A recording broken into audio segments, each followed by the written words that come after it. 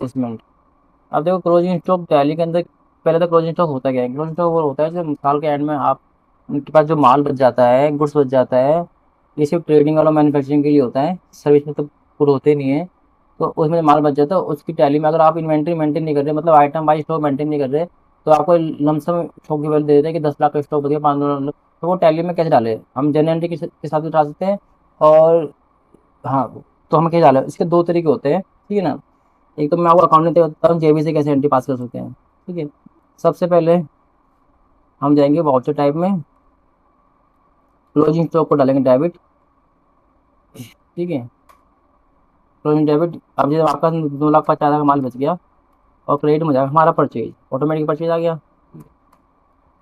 और एज और 31/27 की एंट्री अब यहाँ लिख सकते हो, सही है। एक तो ये होता है क्लोजिंग स्टॉक की एंट्री।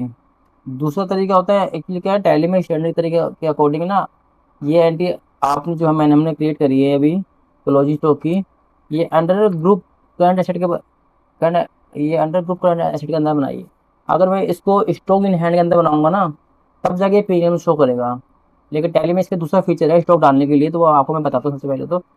सबसे पहले आपको जाना है F11 पे। यहाँ पर इन्वेंट्री अगर येस है तो उसको नो करना है, ये ऑलरेडी नो है तो कोई दिक्कत नहीं, मैं आपको जैसे कर दिखाता हूँ, ये इम्पैक्ट पड़ेगा, ठीक है। ये स्टॉक डालना टैली के अंदर कैसे डाला जाता है, मैं आपको टैली में स्टॉक कैसे डालते हैं मैं आपको वो भी सिखा रहा हूँ, ठीक है। तो कंट्रोल कर दिया। अब हम जाएंगे P&L के अंदर, P&L में जाएंगे तो यहाँ क्लोजिंग स्टॉक शो नहीं करेगा, ठीक है। तो सबसे पहले हम जाएंगे वाउचर टाइप में, सबसे पहले जाएंगे क्रेडिट में, लेजर और क्लोजिंग स्टॉक, ये लेजर क्रिएट करेंगे, ऑलरेडी बनी हुई है इसके अंदर, ठीक है।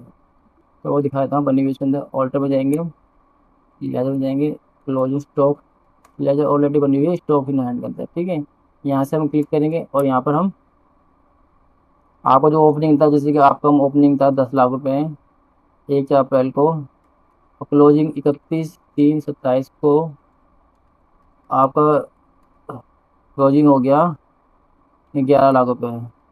अब ये मैं सोचता हूँ बढ़ कैसे गया भाई, आपने पीछे माल भी परचेज किया होगा, ठीक है, तो कन्फ्यूज नहीं होना है पर। तो क्लोजिंग स्टॉक दिख गया, ठीक है। आप क्लोजिंग स्टॉक देखने के क्या करेंगे, जाएंगे प्रॉफिट एंड लॉस के अंदर एंटर करेंगे, तो यहाँ पर देखेंगे यहाँ पर सेल और परचेज के नीचे क्लोजिंग स्टॉक आएगा, लेकिन यहाँ तो आ नहीं था।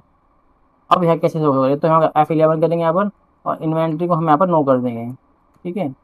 इन्वेंट्री को भी नो करना है, GST को नो नहीं करना, ठीक है।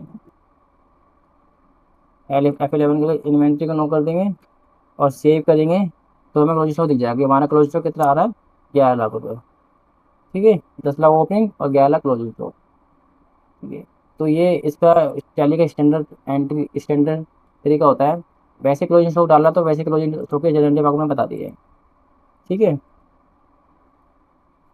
अब गुड्स यूज फॉर ऑफिस, अब गुड्स यूज फॉर ऑफिस अब कंजप्शन की एंट्री के